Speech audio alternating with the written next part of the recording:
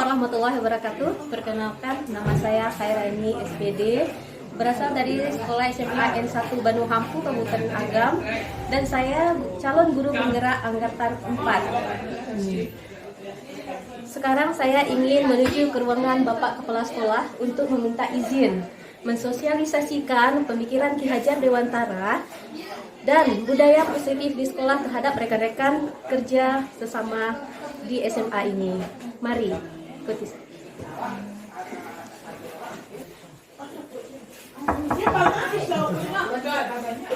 Assalamualaikum.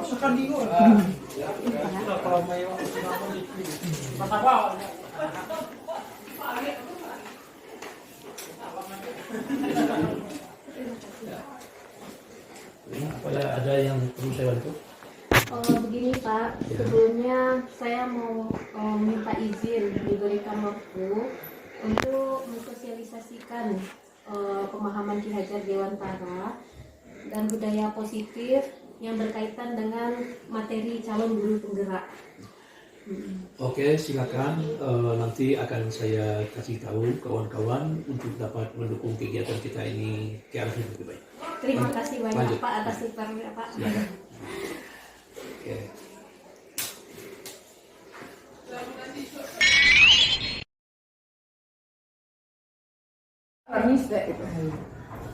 Assalamualaikum warahmatullahi wabarakatuh. Waalaikumsalam warahmatullahi wabarakatuh. Baiklah ibu-ibu, bapak-bapak, tujuan saya di sini adalah untuk share atau berbagi pengalaman apa yang saya dapat atau materi apa yang saya dapat di program calon guru penggerak selama kurang lebih 2 bulan ini. Jadi langsung saja.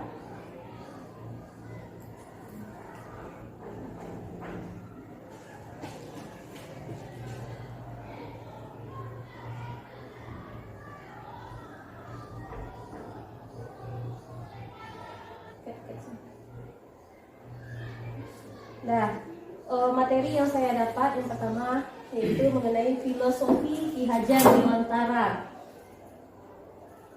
Mengenai filosofi Ki Hajar Dewantara, yaitu pendidikan menuntun segala kodrat anak agar mampu mencapai keselamatan dan kebahagiaan setinggi-tingginya, baik sebagai manusia ataupun masyarakat. Nah, jadi intinya di sini ya, kita menuntun segala kodrat anak. Kodrat anak itu ada 2, yaitu kodrat alam dan kodrat zaman. Kalau kodrat alam itu di mana dia berada, sedangkan kodrat zaman itu bagaimana zamannya ketika dia dilahirkan. Jadi sekarang ya, kodratnya itu mereka memiliki IT yang tinggi sekarang ya, jadi tidak bisa pembelajaran itu kita samakan dengan zaman kita waktu sekolah zaman dulu. Nah ini, jadi kita ibaratkan sebuah gerbang ya, kita meninggalkan kebiasaan lama yang menuntut anak, kita mentransfer ilmu kepada anak, tapi anak hanya merekam ilmu itu saja. Kadang-kadang kita lupa akan karakter anak.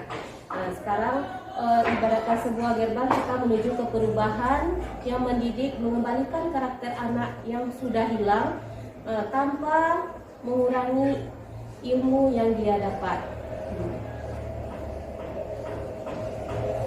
Kemudian pendidikan itu ibarat petani. Pendidik menuntun dan memberikan tauladan untuk memunculkan potensi positif yang sudah ada pada diri siswa, sehingga bisa dikembangkan dan tumbuh menjadi pribadi yang baik. Jadi intinya di sini contohnya petani jagung.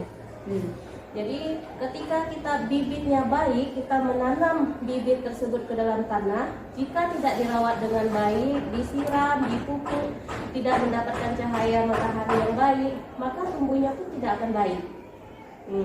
Berbeda lagi nih, kalau bibitnya kurang baik, mendapat perawatan yang baik, mendapatkan kasih sayang, insya Allah dia pun biji jagung tersebut tumbuh dengan baik.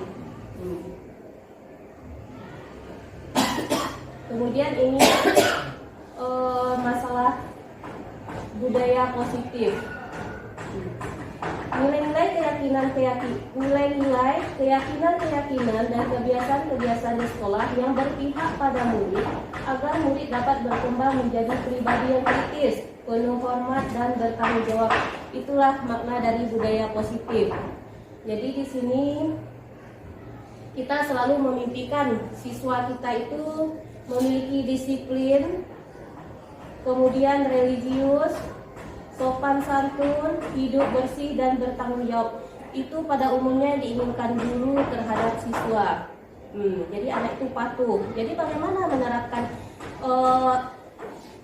mimpi kita ini terhadap anak?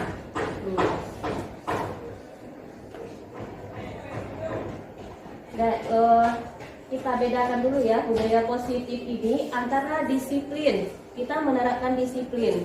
Jadi sementara kita selama ini menerapkan peraturan yang kita berikan itu akhirnya kalau dilanggar itu akan menimbulkan sanksi.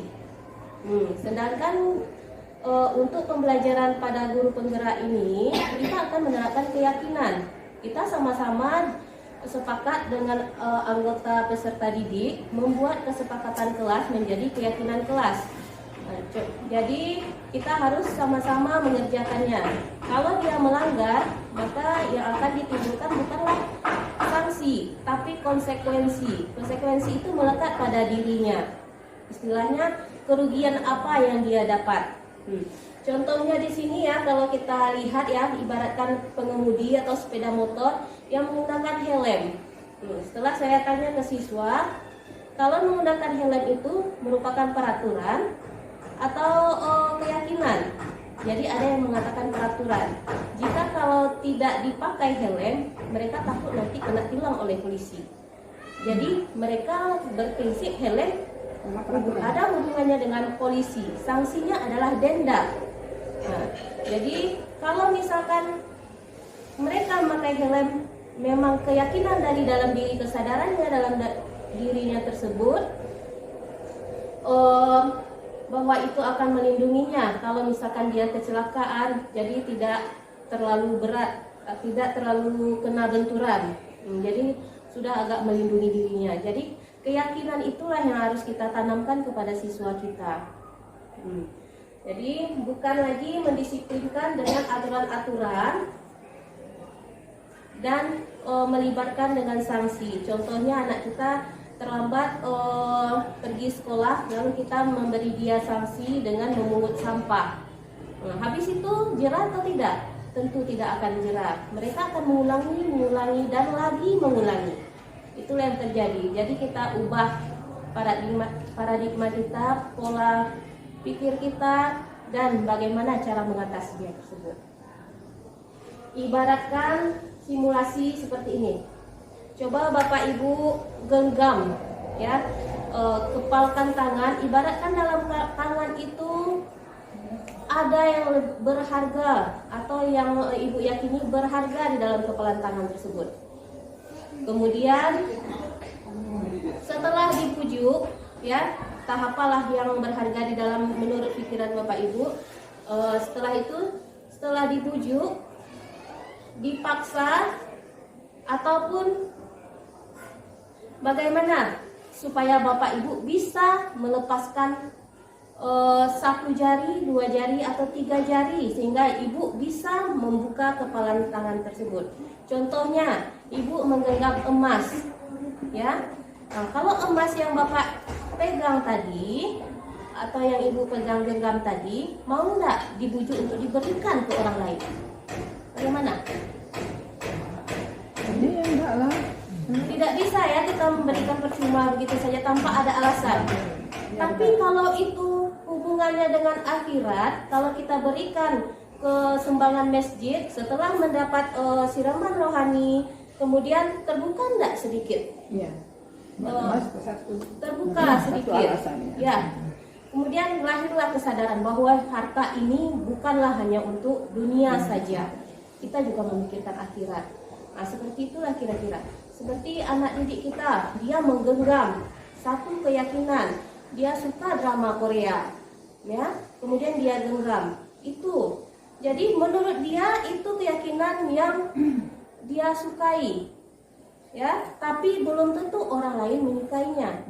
Jadi bagaimana kita menyikapi anak yang begitu? Bagaimana kita solusinya agar anak itu membuka diri,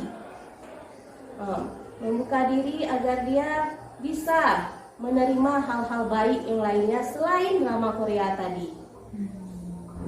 Jadi bagaimana caranya dibujuk,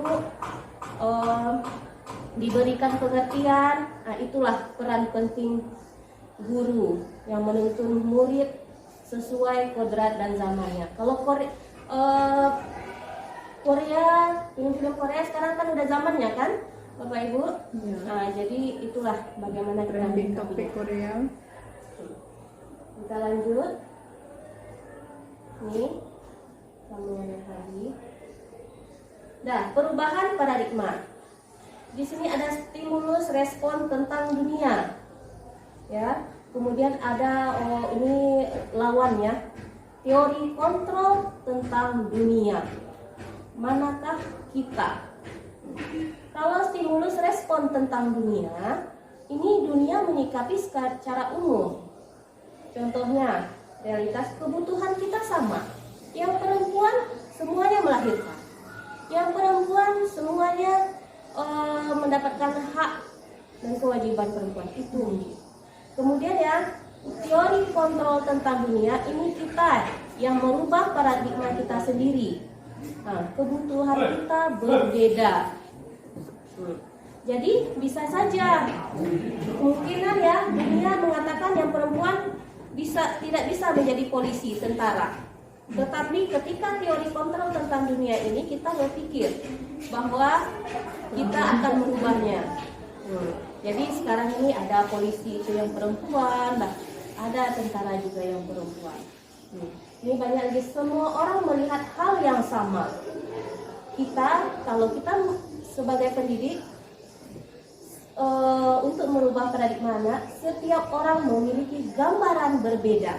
Jangan kita samakan semua siswa kita itu sama. Jadi ibaratkan burung dia terbang, jangan diharapkan dia pandai berenang. Atau sebaliknya ikan juga jangan diharapkan dia pandai terbang, sementara keahliannya adalah berenang. Itu tadi kita mencoba mengubah orang agar berpandangan yang sama dengan kita. Kemudian perilaku buruk dilihat sebagai suatu kesalahan. Sekarang kita harus mencermati. Sebagai pendidik, perilaku buruk itu bagaimana? Apa sebabnya dia melakukan itu? Tentu ada latar belakangnya. Next. Bagaimana triknya agar mimpi kita terwujud? Ingat ya, tadi sudah dijelaskan mimpi kita terhadap siswa apa saja. Religius, kemudian siswa tadi disiplin dan sebagainya. Nah, bagaimana? Nah, di sini ada 3 motivasi perilaku manusia. 1, untuk menghindari ketidaknyamanan atau hukuman. Nah, yang saya sebutkan tadi, dia terlambat. Daripada kena marah, biarlah dia menanggung atau memungut sampah. Daripada nanti gurunya marah-marah. Dia hanya melakukan hanya sebatas itu motivasinya. Menghindari ketidaknyamanan atau hukuman. Kemudian yang kedua, untuk mendapatkan imbalan atau penghargaan dari orang lain. Karena ini harapan pujian. Karena dia melakukan ini, ada ibu di sana, mudah-mudahan ibu itu nanti memuji dia, dapat nilai yang baik. Nah, jadi ada orang yang melakukan hal-hal lain itu berdasarkan 3 motivasi ini. Yang ketiga, untuk menjadi orang yang mereka inginkan dan menghargai diri sendiri dengan nilai-nilai yang mereka percaya. Nah, yang nomor 3 inilah hendaknya kita sadar apa yang kita lakukan itu merupakan dari kesadaran lubuk hati kita. Jadi itulah yang akan kita tanamkan terhadap siswa kita nanti. Nah, jadi dimulai dari keyakinan kelas. Nah, ini keyakinan kelas yang telah pernah saya buat. Jadi ini kelasnya di 11 IPS 3. Kami Keyakinan kelas ini bukan saya sendiri yang membuat, tapi melibatkan siswa, karena siswa juga harus menjalaninya. Apa yang mereka inginkan tentang saya dan apa yang saya inginkan tentang mereka, kita rembukkan sama-sama. Kemudian mereka tulis di kertas kecil, sama-sama kertas kecil itu ditempelkan di papan tulis.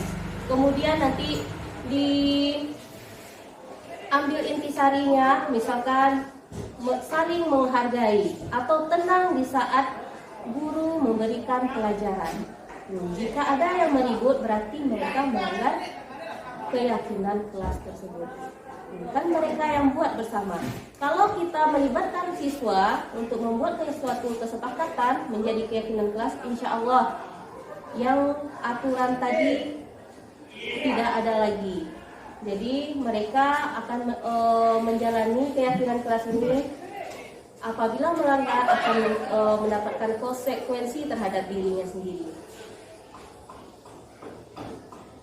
Kemudian keyakinan kelas ini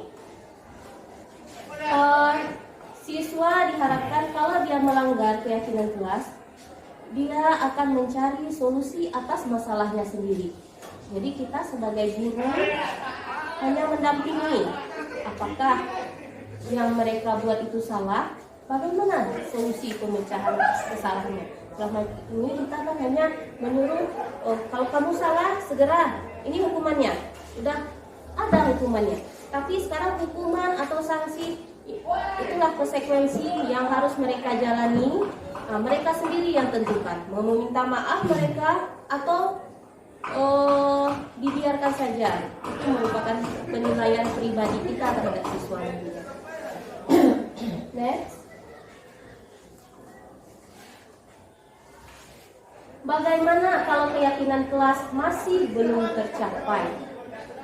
Nah, ini ibu, bapak-bapak, kita tidak instan semuanya. Apa yang kita lakukan ini tentu bertahap. Yang kita munculkan terhadap siswa adalah kesadaran, ya, kesadaran belajar. Yang kita munculkan terhadap siswa itu motivasi di dalam dirinya. Jadi kita kembali ke 5 kebutuhan dasar manusia, yaitu kesenangan, cinta dan kasih sayang, kebebasan dan keluasaan. Apakah mereka sudah dapat semuanya atau belum? Jika mereka masih melakukan kesalahan, ya, setelah mereka menjalani konsekuensi tetap juga melakukan kesalahan, kita kembali lihat lingkungannya, lihat zamannya, apa yang belum dia dapatkan, cinta dan kasih sayang kah? Atau perilaku kita yang menerapkannya seperti diktator? Atau lingkungan keluarganya, dia belum mendapatkan kebebasan. Kebebasan ini banyak, ya, kebebasan dalam berbicara, kebebasan berpendapat dan sebagainya. Jadi kita harus introspeksi diri dan melihat keadaan lingkungan anak.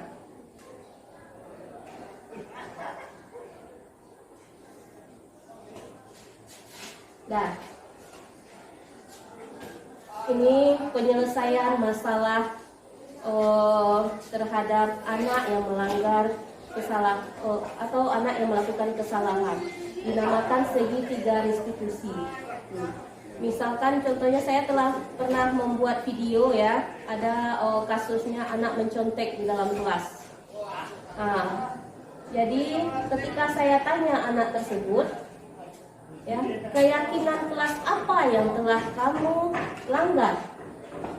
Dia mengatakan, yang pertama, saya tidak jujur. Kita hanya menanya sebagai manajer, ya, atau sebagai teman. Kemudian keyakinan kelas apa lagi? Saya tidak menghargai guru. Guru itu atau pengawas ruangan ujian, mereka menegur 1 kali, 2 kali, dan 3 kali. Kemudian menanyakan keyakinan. Kemudian yang kedua, dilanjut dengan validasi tindakan yang salah. Ditanyakan, kamu tentu punya alasan mengapa kamu melakukan hal tersebut.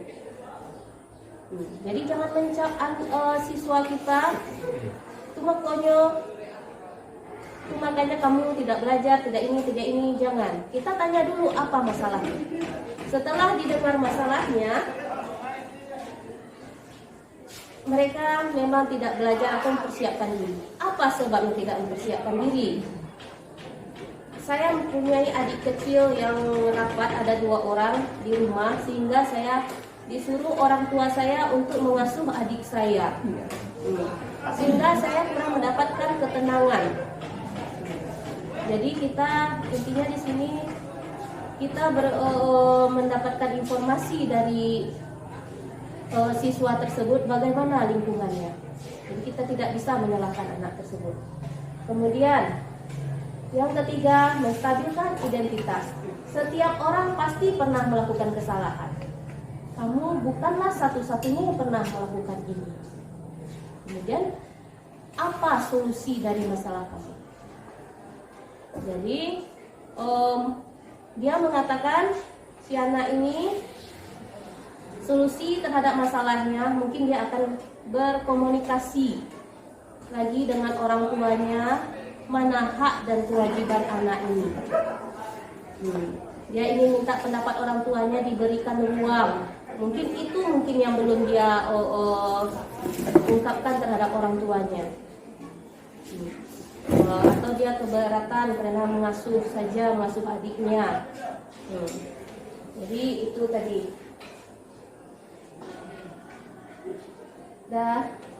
Bagaimana Bapak Ibu semuanya, itu tadi materi yang saya dapatkan, sedikit penjelasan tentang materi CGP ini modul 1, yaitu hubungan antara pemahaman atau pemikiran Ki Hajar Dewantara dengan budaya positif di sekolah. Jadi intinya kita membangun karakter anak dulu di samping mentransfer ilmu. Kira-kira ada yang mau ditanyakan? Kira-kira ada satu pertanyaan ini. Keyakinan kelas itu maksudnya apa ya? Itu kurang. Keyakinan kelas itu, ya baik Bu Nok. Keyakinan kelas itu merupakan suatu keyakinan yang dibuat kita lalui dengan kesepakatan kelas. Keyakinan kelas ini apakah berbeda-beda nanti setiap kelas keyakinannya? Berbeda-beda, mereka yang tergantung kebutuhan mereka. Keyakinan itu bersifat abstrak daripada peraturan yang lebih rinci dan konkret. Ya, maksudnya itu apa ya? Contohnya, kalau peraturan kan, siapa yang tidak piket akan denda sekian. Itu konkret, rinci. Sedangkan peraturan itu, siapa yang tidak bertanggung jawab dalam kelas ini, maka dia akan menjalankan konsekuensi. Itu kita jalani berdasarkan segitiga restitusi tadi. Jadi itu kita buat sama-sama dengan siswa. Apa kendala siswa kita kemarin itu sering terlambat? Berarti berupa konsensus ya? Perhatian, waktu istirahat telah tiba. Kepada seluruh siswa dipersilakan istirahat. Dihimbau kepada para siswa yang membeli jajanan. Terima kasih banyak Bapak Ibu ya atas kehadirannya di sini, telah mendengarkan materi yang saya dapat selama program calon guru penggerak. Semoga ilmu yang saya berikan ini walaupun sedikit, saya juga sedang menjalani pendidikan. Nah, mudah-mudahan itu dapat menjadi penerang bahwa bagaimanlah guru penggerak ini. Dan saya sudah dengan Assalamualaikum warahmatullahi wabarakatuh. Waalaikumsalam.